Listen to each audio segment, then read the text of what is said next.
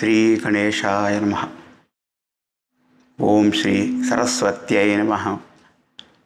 ओम श्री गुरुभ्यो नमः। ओम समस्त जन कल्याणे निरतं करुणामयं नमामि चिन्मयं देवं सद्गुरुं ब्रह्मविद्वरम्। ओम वसुदेवसुतं देवं कंसचाणूरमर्दनं देवकी परमानंदं कृष्णं वंदे जगद्गुरुं। हरि ओम। नमस्कार उस परम तत्व को, प्रगट मधुर श्री कृष्ण रूप को। गीता अर्जुन व्यास महर्षि तथा हमारे सब गुरुवर श्री। सर्वप्रथम मैं भगवान श्री कृष्ण जी, गीता जी, अर्जुन, व्यास महर्षि और हमारे सभी गुरुवर, परम पूज्य गुरुदेव, सबके आशीर्वादों की प्रार्थना करता हूँ। और देश विदेश से आए हुए आप सभी श्रद्धालु, जिज्ञासु,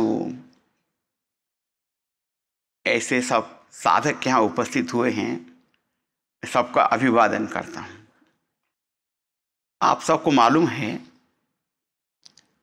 कि इस भगवद गीता में 18 अध्याय हैं। There are 18 chapters और 700 श्लोक हैं।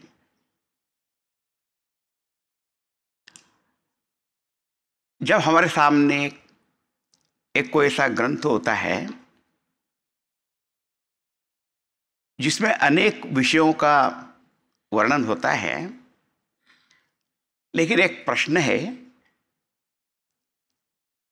कि इस ग्रंथ का जो मुख्य विषय है वो क्या है? What is the main theme? मैं ज़्यादा बहुत पारिभाषिक बातों में नहीं जाऊंगा, लेकिन हमारे यहाँ एक कहा गया है कि तात्पर्य निर्णय, किसी ग्रंथ का जो तात्पर्य है, माने थीम है, उसको समझने के लिए कुछ लक्षण बताए गए हैं। मैं उसमें से एक को लूंगा। उसमें पहले ही बताया उपक्रमोपसंहारो,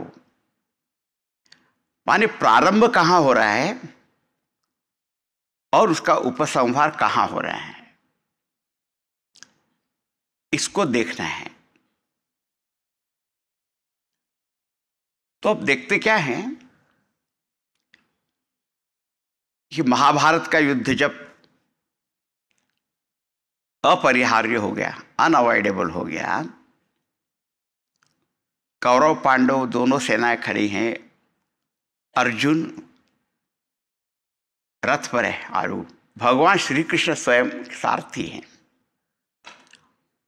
और जब दोनों सेनाओं के बीच में रथ आया, अर्जुन ने जब देखा तो मोहित हो गया। तो अर्जुन के मोह के कारण ही गीता शुरू हुई। यदि मोह नहीं होता तो आगे कुछ नहीं होता, आज हम यहां बैठते भी नहीं।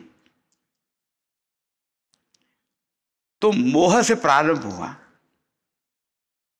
और उस मोह के कारण उसे शोक भी हुआ, दुख भी हुआ।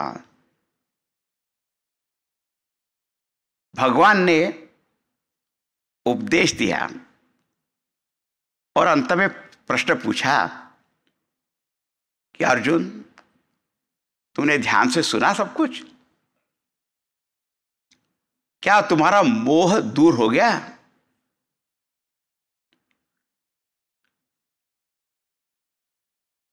पर भगवान का बड़ा भाग्य था कि अर्जुन ने कहा दूर हो गया।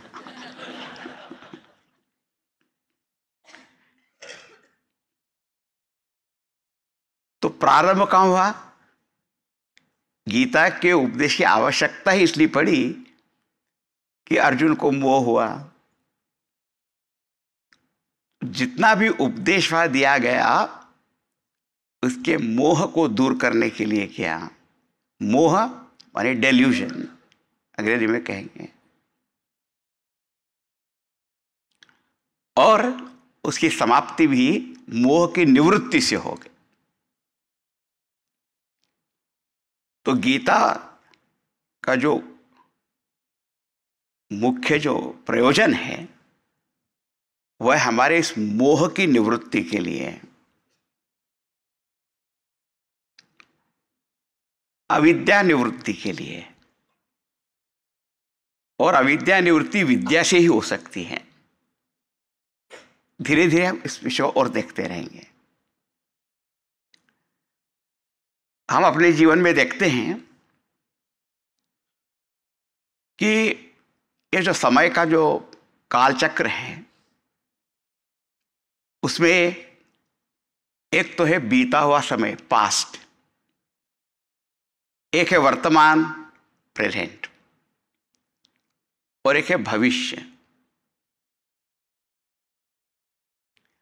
जब कभी कभी हम अपने बीते हुए समय को याद करते हैं तो बहुत बार शोक होता है, दुख होता है सोच सोच के।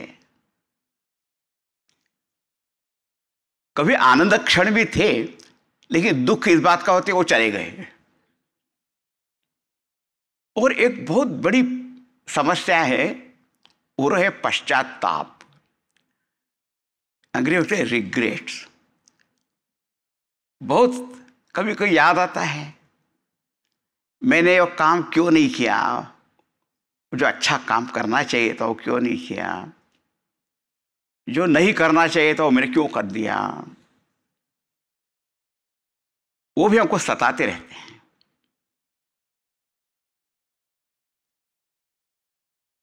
तो ये तो हुई भूतकाल की बात। भविष्य को जब सोचते हैं तो हमेशा डर लगा रहता है कि पता नहीं क्या होने वाला है। इसलिए लोग भविष्य जानना बहुत चाहते हैं। भविष्य जानना नहीं, भविष्य का निर्माण करना वो सोचना चाहिए। लेकिन भविष्य को सोचे तो डर लगा रहता है, पता नहीं क्या होगा। और ये विचित्र बात है कि वर्तमान में अच्छा समय भी चल रहा होगा ना, तब भी भय लगा रहता है, ये सब अच्छा क्यों चल रहा है। हाँ,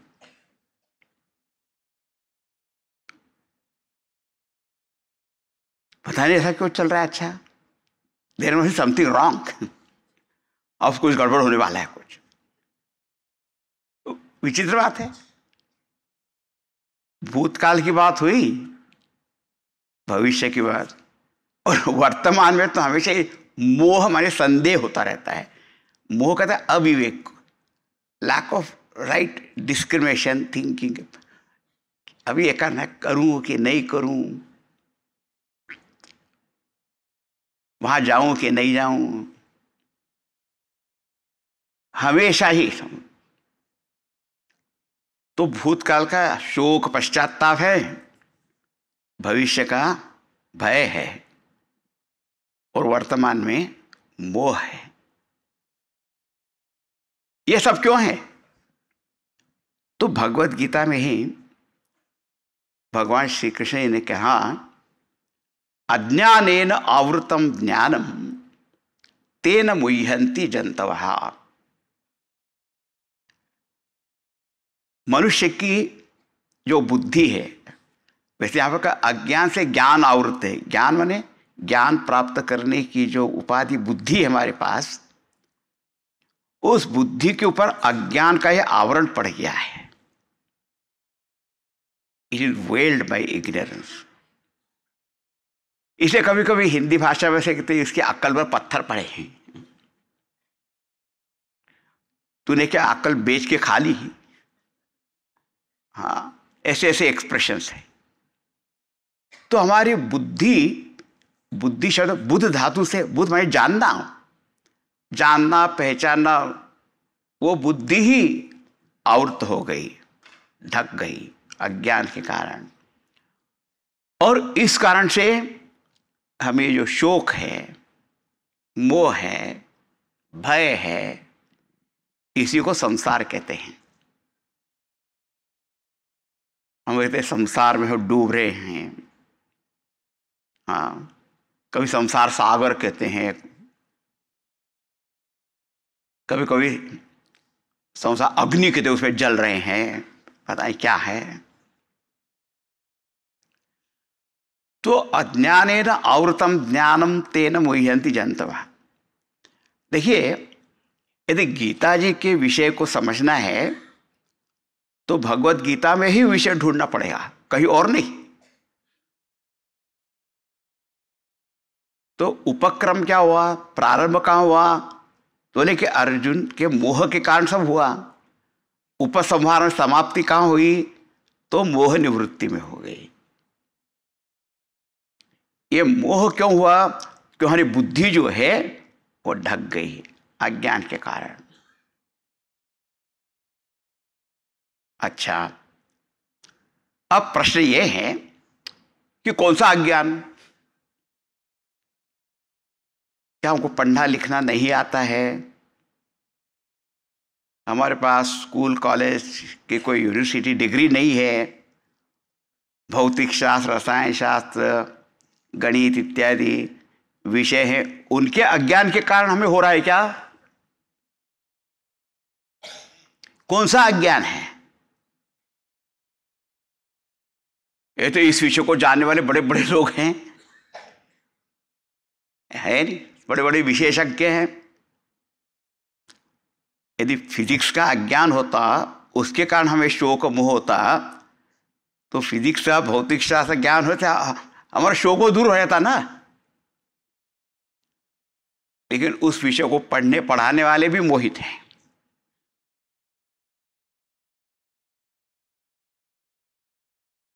तो क्या जो हम स्कूल कॉलेजों में पढ़ते हैं, उन विषयों का अज्ञान हमारे दुख का कारण है? तो ऐसा तो नहीं है। क्या मुझे संगीत, साहित्य, अलग प्रकार की शिल्पकला, चित्रकला और ज्ञान नहीं है इसलिए दुख है? वो भी नहीं। तो कौन सा यह अज्ञान है? एक तो बात समझ में आ गई कि अज्ञान से ये बुद्धि ढक गई, ये सारे ये शोक मोह भ्रम भय सब कुछ हो रहा है। लेकिन कौन सा अज्ञान, यह बात समझ देखिए। अब ऐसा है, जब जगत को देखते हैं, जगत में तो इतने सारे पद पदार्थ हैं, उन सबका ज्ञान है। कोई कहेगा मुझे जगत के सभी विषयों का ज्ञान हो जाएगा तो मेरा मोह दूर हो जाएगा। क्या आप ऐसा ज्ञान प्राप्त कर सकते हो? एक एक पदार्थ इतने हैं, एक ही विषय को समझने के लिए जीवन भी पूरा पड़ता नहीं है, वो कम ही पड़ता है। अच्छा, अब मान लो कि कोई ऐसा व्यक्ति है जिसने दुनिया के सभी विषयों को जान लिया। हाँ, भौतिक शास्त्र है, शरीर का शास्त्र है, मानस विज्ञान है, हाँ, सब जान लिया, हो गया। उसको पूछा, तूने सबको जान लिया, तू अपने आप को जानता है?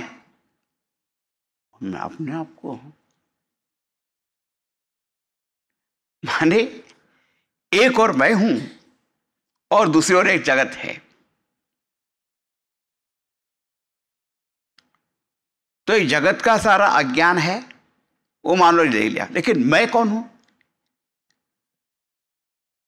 कहते जीव, एक जीव मैं हूं, सबको जानने वाला। यह जीव कौन है?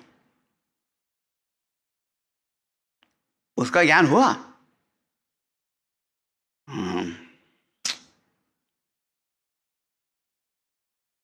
अच्छा, एक बात हो, मान लो कोई जीव कहे कि हाँ, मैंने अपने आप को जान लिया है, जगत को जान लिया। एक और बात पूछते हैं, ये जगत को निर्माण किसने किया? तू कहां से आ गया? ये जो जीव है और जगत है,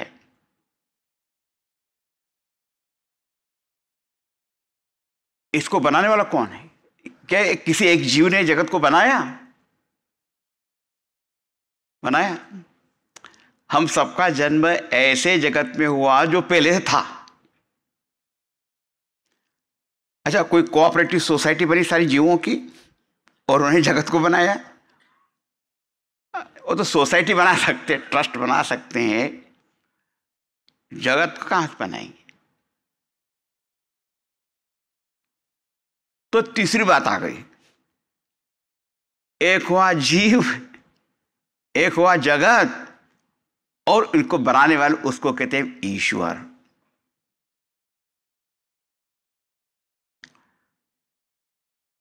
अज्ञानेन आवृतम ज्ञानम। हमारी बुद्धि अज्ञान से आवृत है कि उसे न जीव का ज्ञान है, न जगत का ज्ञान है, न ईश्वर का ज्ञान है। इसका अर्थ यह हुआ कि जब हम जीव, जगत, ईश्वर को जानेंगे तब हमारा शोक मोह दूर हो जाएगा। नमस्ते। एक एक चीज को समझना कठिन हो रहा है। हाँ, और अब एक से शुरुआत करेंगे, दो पे आए, दो पे अब तीन पे आए।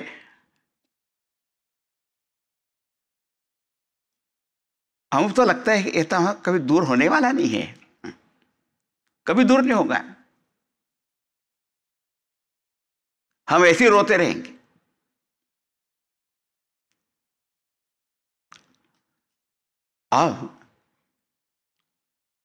अब करें तो क्या करें?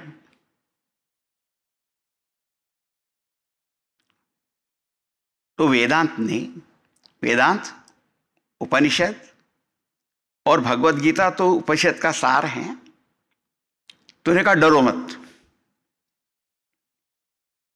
डरो मत। ये इतनी सब दिखती रहती बातें, लेकिन इन तीनों के पीछे एक परम तत्व है, और वही इन तीनों के रूप में प्रकट हुआ है। इसलिए उस एक को यदि आप जान लोगे तो सब कुछ जान लोगे।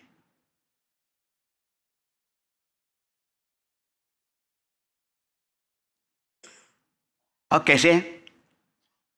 एक बार सोचो, जब हम गाढ़ निद्रा में होते हैं तब हमारे मन में अपने बारे में कोई प्रश्न उत्पन्न होता है? मेरा कर्तव्य क्या है, क्या है ये, और दुनिया भर के प्रश्न जो अपने बारे में हम पूछते हैं वो होते हैं? वो नहीं होते। उस समय फिजिक्स, केमिस्ट्री के बारे में पूछते हो, जगत के बारे में पूछते हो, ये सृष्टि कहां से आई, कैसे आई, पूछते हो? तो बोले नहीं। मजेदार बात, उस समय ईश्वर के बारे में भी प्रश्न नहीं पूछते हैं।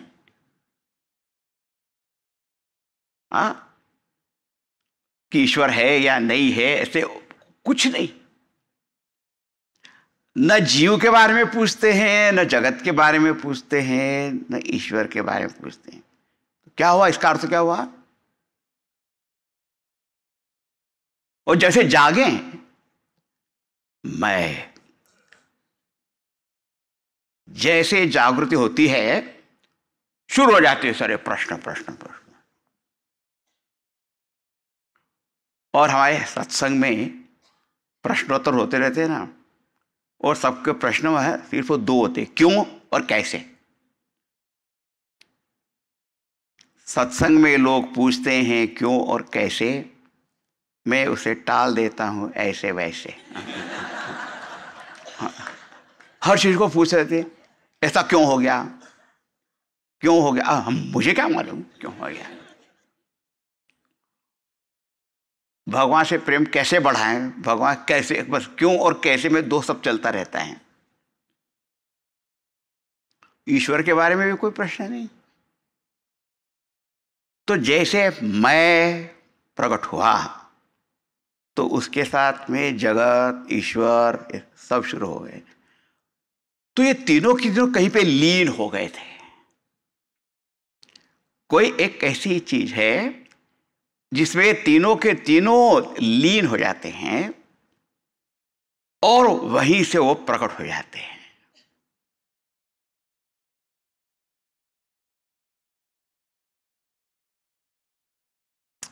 ये तीनों, वो तत्व क्या है, इसे मेरे पास नमस्कार उस परम तत्व को।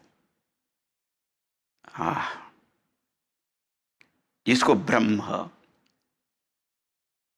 परमात्मा, भगवान ऐसा कहते हैं। वह एक तत्व जो है वह अनेक रूप में प्रकट हो गया। उसी को कहते हैं आत्म तत्व। आत्मा ने मैं, या मेरा जो शुद्ध स्वरूप है आत्म तत्व, या उसी को कहते हैं ब्रह्म तत्व। वह एक तत्व है, one absolute reality in which everything, all that merges and from that everything manifests. उस एक को यदि जान लिया तो सब जान लिया। तो किसके अज्ञान से हमारी बुद्धि आवृत हुई है, बोले इस तत्व ज्ञान, तत्व का जो अज्ञान है उससे हम सम्मोहित हुए।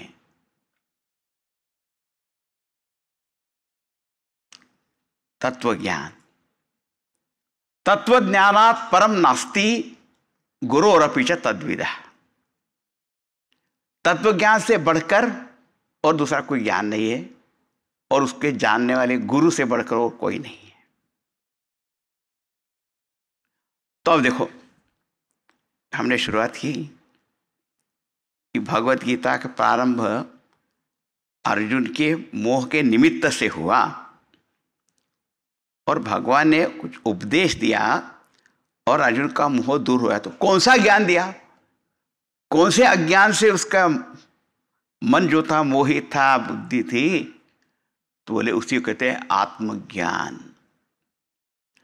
तो अविद्या निवृत्ति वो तो प्रयोजन है, पर्पस, लेकिन वह अविद्या इस आत्मज्ञान से ही दूर होने वाली है। तो आत्मज्ञान के द्वारा अविद्या निवृत्ति हो गई, और इसलिए भगवत गीता का मुख्य जो विषय है, एक ओर से अविद्या निवृत्ति और दूसरे आत्मस्मृति। इसलिए अर्जुन ने क्या कहा, नष्टो मोहः स्मृतिर्लब्धा त्वत्प्रसादात् मयाच्युत। भगवान आपकी ही इस कृपा प्रसाद से मेरा मोह दूर हुआ और यह आत्मज्ञान हो गया। तो आत्मज्ञान, तत्व ज्ञान के द्वारा अविद्या निवृत्ति, और जैसे अविद्या दूर हो जाती है, तस्य को मोहः क शोकः एकत्वम अनुपश्यतः। ऐसा ईशावास्यौपनिषद में कहा कि इस एकत्व को जो जान लेता है तो फिर मोह कहाँ है और शोक कहाँ है।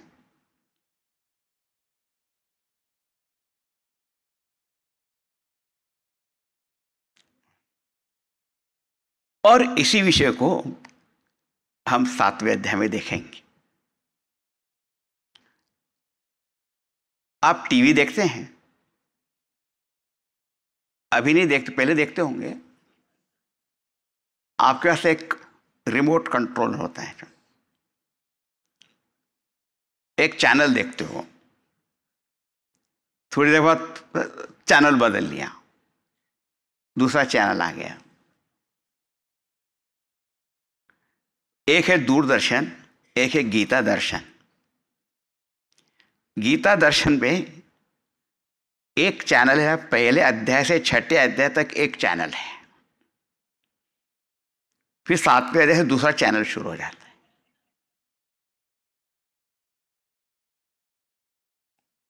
वो चलता है 12वें अध्याय तक, फिर 13वें अध्याय से और चैनल शुरू होता है। तो बोले क्या था? यदि पहले 6 अध्याय आप देखोगे तो अर्जुन आया, वो अर्जुन हम सबके प्रति के ध्यान रखना है आया।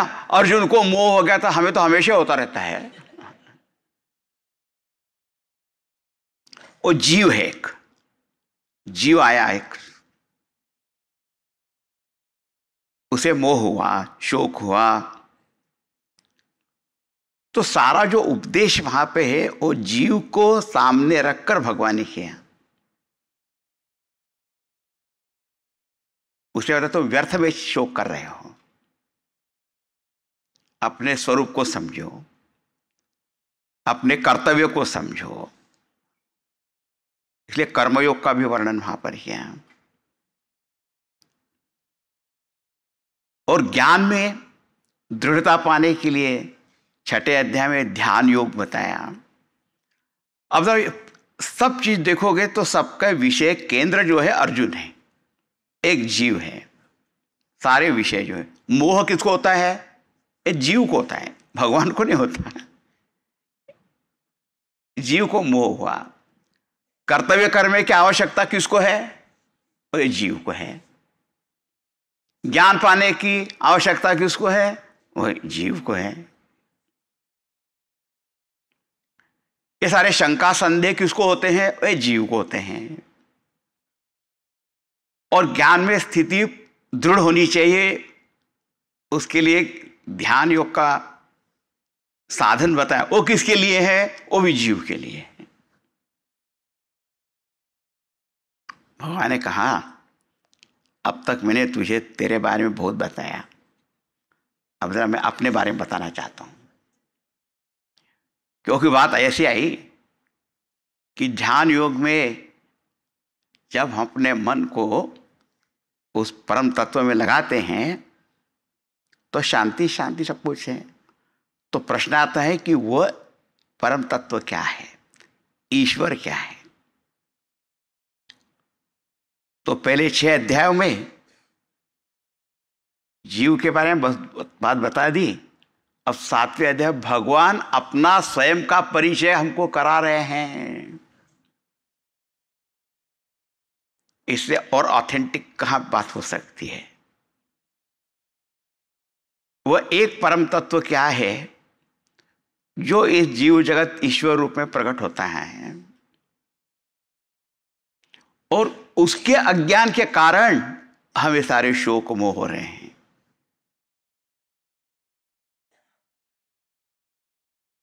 हाँ, तो ये 7वां अध्याय जो शुरू होता है,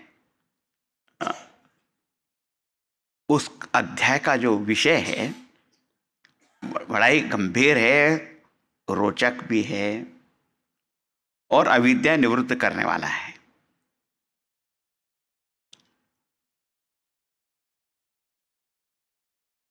अब एक बात देखिए, देखो पहले तो अर्जुन को मोह आता, अर्जुन ने कुछ कहा, शुरुआत हुई।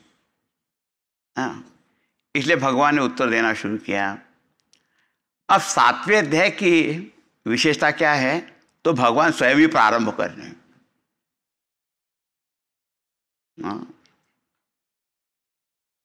भगवान ही प्रारंभ कर रहे हैं। तो कहते हैं श्री भगवानुवाच। अब देखो इसका अर्थ क्या हुआ? इसका अर्थ भगवान ने कहा, ये तो उसका अनुवाद हो गया। श्री भगवान वाच में महत्व की बात यह है कि ये भगवान के वचन हैं। अभी बात नहीं समझ में आई। ये किसी सामान्य व्यक्ति के वचन नहीं है। सामान्य आदमी कुछ भी बोलता है, हाँ, और फिर कहता है I withdraw my words, I take my words. भैया बहुत से प्रॉमिस करते रहते कि नहीं, सबको बहुत प्रकार के वादे करते रहते हैं, वचन देते हैं। हाँ, भगवान का वचन ऐसा नहीं है। तो ये श्री भगवान वाच जब कहा, तो ये भगवान के वचन कैसे हैं? सत्य है। एक तो पहली बात, सत्य वचन है। दूसरी बात क्या है? अज्ञान को दूर करने वाले हैं। नहीं तो लोग ऐसी बातें करते हैं, आपके मोह को और बढ़ा देते हैं। अज्ञान को दूर करने वाले हैं। और भगवान स्वयं होकर बोल रहे हैं। इसका अर्थ क्या हुआ कि भगवान को लगता है ये मेरा प्रिय सखा है, इसने कुछ नहीं भी पूछा हो तो ही मुझे बताना चाहिए। तो इसमें उनका प्रेम प्रकट होता है, उनकी करुणा प्रकट होती है। तो इसमें हम ऐसे बोलते श्री भगवान वाच, लेकिन उसके भाव को समझना। क्यों वाच? ये तो छठे अध्याय तो बात समाप्त तो हो गई ना। तो भगवान ने कहा तुझे तेरे बात सब बता दिया, लेकिन मेरे बारे में तो मैंने कुछ बताया ही नहीं तुझे।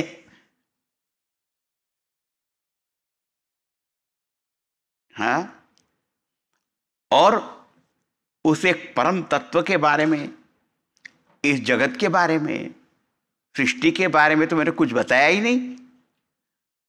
तू है, तुम्हारे कर्तव्य क्या है, इत्यादि सारे बातें तो बता दी। देखो, हम किसी कंपनी में काम कर रहे हों, गवर्नमेंट ऑर्गेनाइजेशन हो, कहीं भी हो, तो जहां मैं काम कर रहा हूं उसके बारे में ज्ञान होना जरूरी है या नहीं है? और मेरा पद क्या है, मेरा कर्तव्य क्या है, वो भी मुझे जानना चाहिए। और इस कंपनी के बॉस कौन है ये भी मालूम होना चाहिए। हाँ?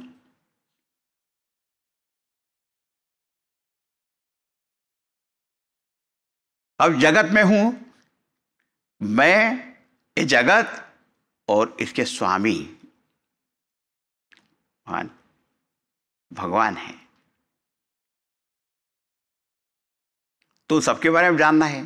तो भगवान ने कहा तुझे, तेरे बारे में तो मैंने कुछ बता दिया, अब मैं कौन हूं, ये जगत क्या है, इसको भी जानना है।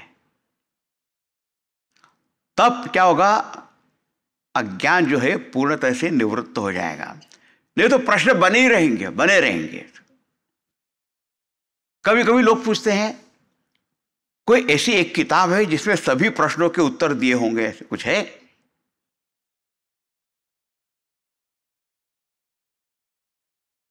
बहुत बार कुछ ग्रंथ होते हैं ऐसे कि बहुत से प्रश्नोत्तर के रूप में, उसको पढ़ने के बाद भी फिर भी प्रश्न बने रहते हैं। तो वेदांत शास्त्र के अनुसार यह कहा गया कि जो आत्मज्ञान है वही सारे प्रश्नों को दूर कर सकता है, सारे संशयों को दूर कर सकता है। आत्मनिष्ठा एवं संशय छेदिनी। कैसे होगा वो? ऐसा यह सुंदर विषय है 7वें अध्याय का। तो मैंने आपको संक्षेप में भगवत गीता की प्रवृत्ति कैसे हुई, उपक्रम कैसे हुआ, उसका उपसंहार कैसे हुआ, ये संक्षेप में सब बता दिया।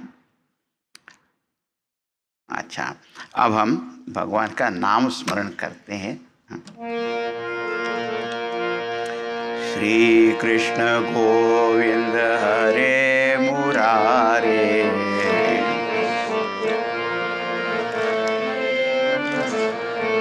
हे नाथ नारायण वासुदेव।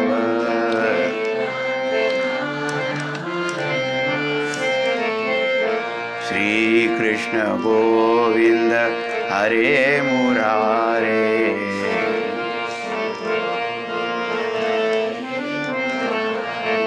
हे नाथ नारायण वासुदेव।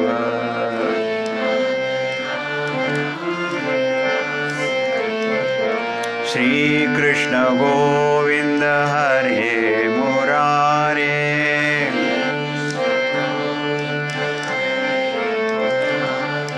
हे नाथ नारायण वासुदेव।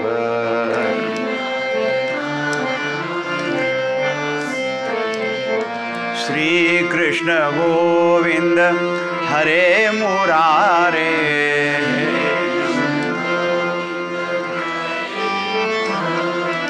हे नाथ नारायण वासुदेव।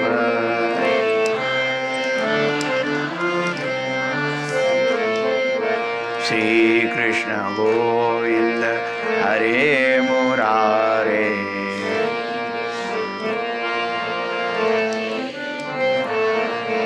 हे नाथ नारायण वासुदेव।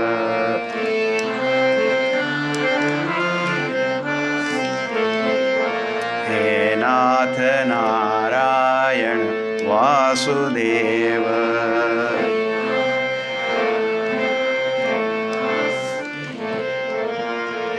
श्री कृष्णचंद्र भगवान की जय। श्री सद्गुरुनाथ महाराज की जय।